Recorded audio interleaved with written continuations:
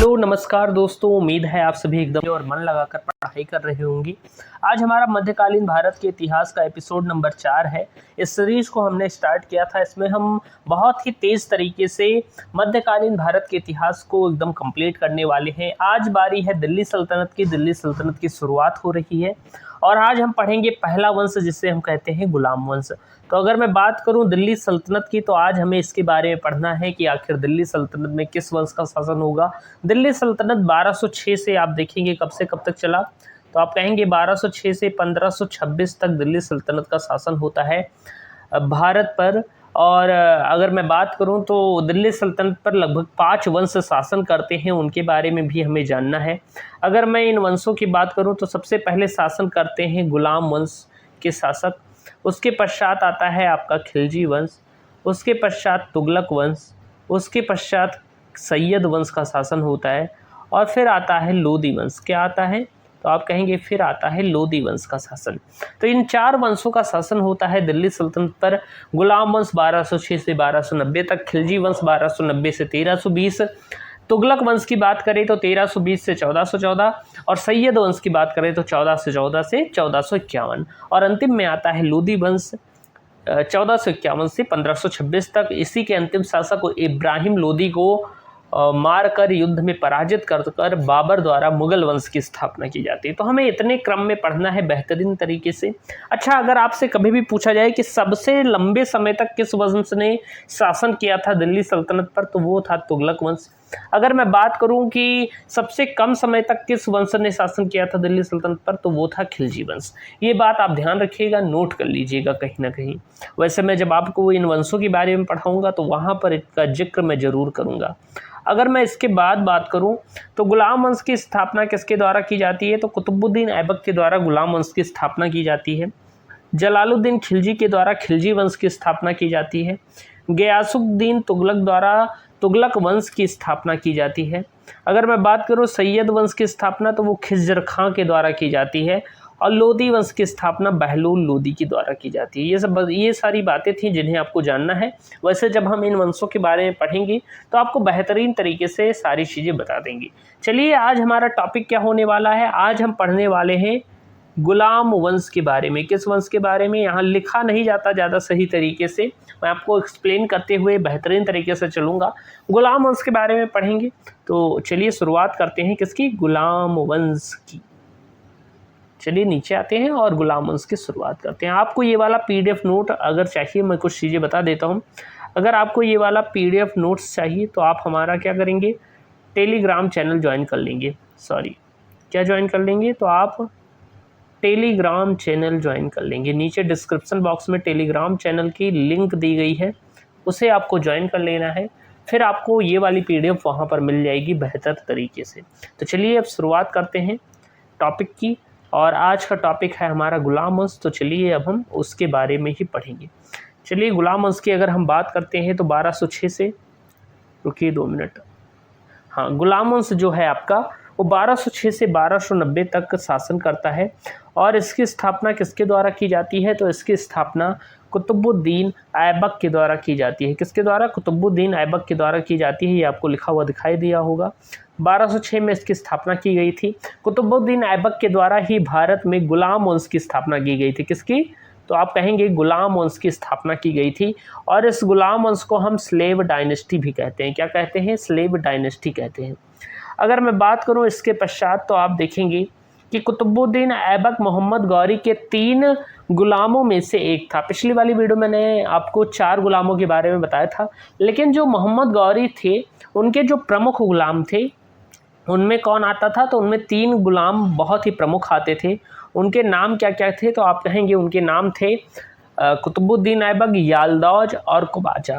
तो ये जो कुतुबुद्दीन ऐबक था ये मोहम्मद गौरी के 3 प्रमुख गुलामों में आता था। अगर मैं बात करूँ कुतुबुद्दीन ऐबक की, तो आप देखेंगे कि कुतुबुद्दीन ऐबक को कौन सा हिस्सा मिला था जब मोहम्मद गौरी की मृत्यु हो गई, तो उसके पश्चात उसे कौन सा हिस्सा मिला शासन करने के लिए।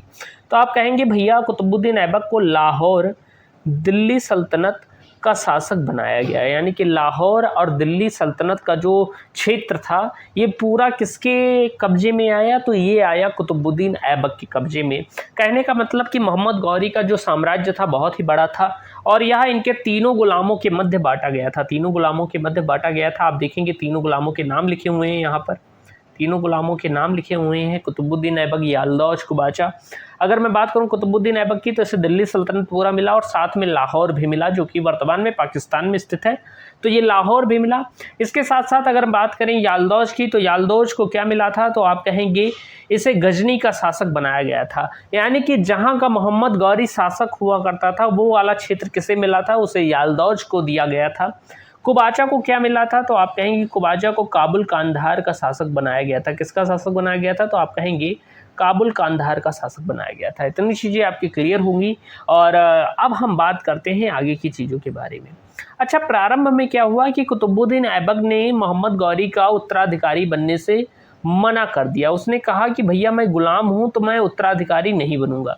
मैं तो, जो कुतुबुद्दीन ऐबक था ये गुलाम तो था मोहम्मद गौरी का, तो इसने शुरुआत में क्या कहा, प्रारंभ में कुतुबुद्दीन ऐबक ने गौरी का उत्तराधिकारी बनने से मना कर दिया क्योंकि वह खुद को मोहम्मद गौरी का गुलाम मानता था। क्या मानता था, तो वह खुद को मोहम्मद गौरी का गुलाम मानता था और जब वह गुलाम मानता था तो वह शासक नहीं बनना चाहता था। लेकिन बाद में प्रजा के कहने पर वह भारत का शासक बना, यानी कि उसने गुलाम वंश की स्थापना की। इसके पहले क्या वो था कि वह शासक ही नहीं बनना चाहता था। वो कहता था मैं तो गुलाम हूँ भैया, मैं शासक क्यों बनूं। लेकिन जब प्रजा ने विनती की तो उसने कहा ठीक है अब मैं बन जाता हूँ शासक। ऐसा वर्णन मिलता है, कोई ये नहीं है कि ये सत्य बात ही हो, लेकिन आपको समझने के लिए मैं सारी चीज़ें बता रहा हूँ। अगर हम बात करें कि दिल्ली में शासक बनने से पूर्व, या आप कह सकते हैं दिल्ली का शासक बनने से पूर्व वह दिल्ली का ही गवर्नर हुआ करता था। यानी मैंने पिछली वाली वीडियो में बताया था कि जब मोहम्मद गौरी यहाँ से वापस जा रहा था चंदावर के युद्ध के बाद, तो दिल्ली का गवर्नर किसे बना गया था, तो वो कुतुबुद्दीन ऐबक को बना गया था। तो ये कहाँ का गवर्नर हुआ करता था, तो आप कहेंगे दिल्ली का ही गवर्नर हुआ करता था। इसके पश्चात मैं बात करूँ तो पहले इसने क्या किया था कि कुतुबुद्दीन ऐबक ने पहले अपनी राजधानी लाहौर को बनाई थी परंतु बाद में दिल्ली को बना दी। क्यों बना दी, क्योंकि जो इसके दो और साथी थे, जो साथी गुलाम थे जिनका नाम था यालदौज और कुबाचा, ये दोनों अंतर मन से क्या करते थे, कुतुबुद्दीन ऐबक से थोड़ा जलन रखते थे, ईर्ष्या रखते थे। क्योंकि क्या था कि कंपटीशन होता है कि एक को दिल्ली सल्तनत जैसा बड़ा राज्य मिल गया, यानी कि जो दिल्ली सल्तनत था ये सबसे महत्वपूर्ण पार्ट था मोहम्मद गौरी के राज्य का, और यह पार्ट किसे मिला था, कुतुबुद्दीन ऐबक को मिला था, क्योंकि यह गौरी का दामाद भी हुआ करता था। इसके साथ साथ बहुत ही वफादार था और चंदावर के युद्ध में महत्वपूर्ण भूमिका निभाई थी, इसलिए कुतुबुद्दीन ऐबक को मोहम्मद गौरी बहुत ज़्यादा मानता था। और इसी के कारण जो साम्राज्य का प्रमुख हिस्सा था दिल्ली सल्तनत वाला, वह किसे मिला था, वह कुतुबुद्दीन ऐबक को मिला था। और इसी के कारण क्या था कि जो यालदौज और जो कुबाचा थे, ये दोनों कुतुबुद्दीन ऐबक से बहुत ही ज़्यादा जलन रखते थे। यालदौज और कुबाचा नाम के जो दो गुलाम थे, ये कुतुबुद्दीन ऐबक से बहुत ज़्यादा जलन रखते थे, यानी कि ईर्ष्या रखते थे। अच्छा, कुतुबुद्दीन ऐबक के नाम का अर्थ क्या होता है, परीक्षा में पूछा जाता है। तो इसके नाम का अर्थ होता है चंद्रमा का देवता।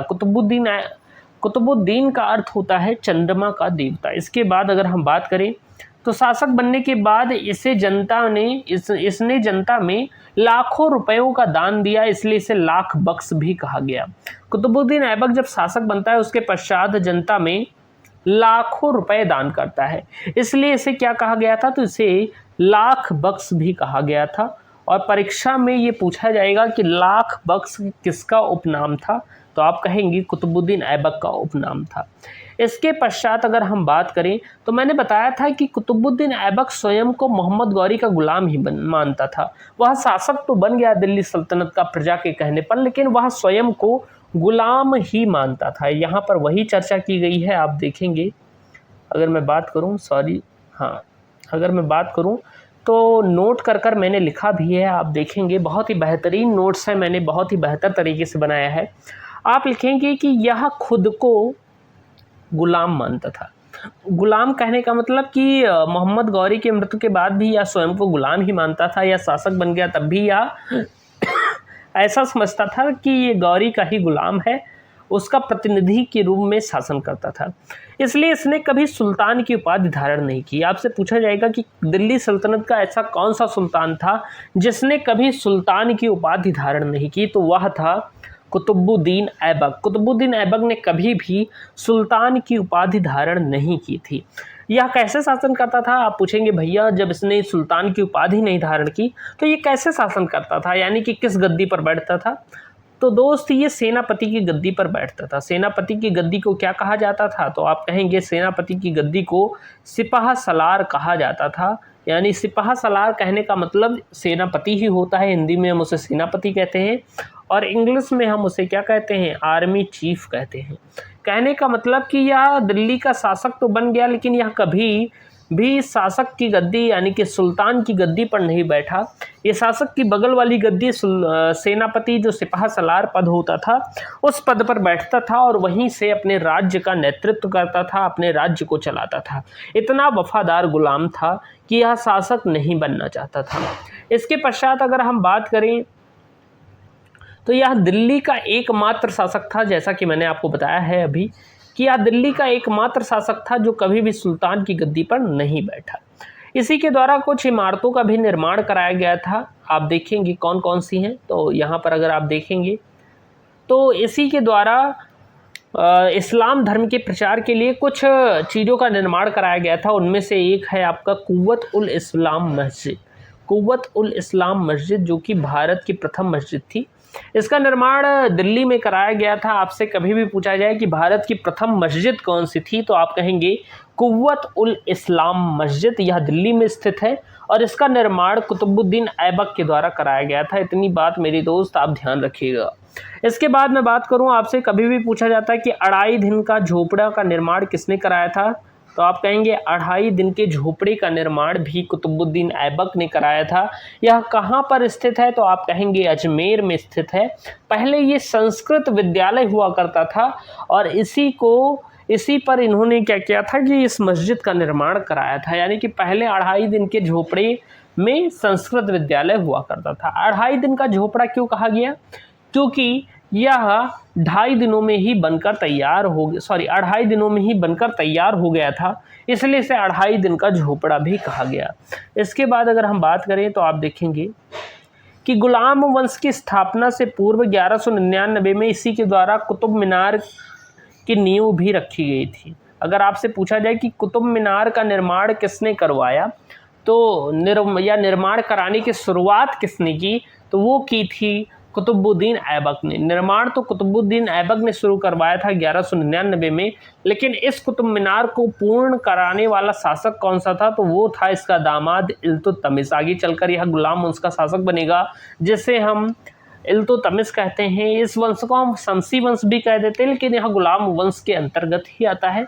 इल्तुतमिश ने 1239 में कुतुब मीनार का निर्माण पूर्ण करवाया था। इसके बाद 1239 में कुतुब मीनार का निर्माण पूर्ण कराया था। आपसे कभी भी पूछा जाए कि कुतुब मीनार की ऊंचाई कितनी है, तो आप कहेंगे कुतुब मीनार की ऊंचाई है 73 मीटर। ये बात ध्यान रखिएगा। इसके बाद हम अब आगे की चीज़ों के बारे में बात करते हैं।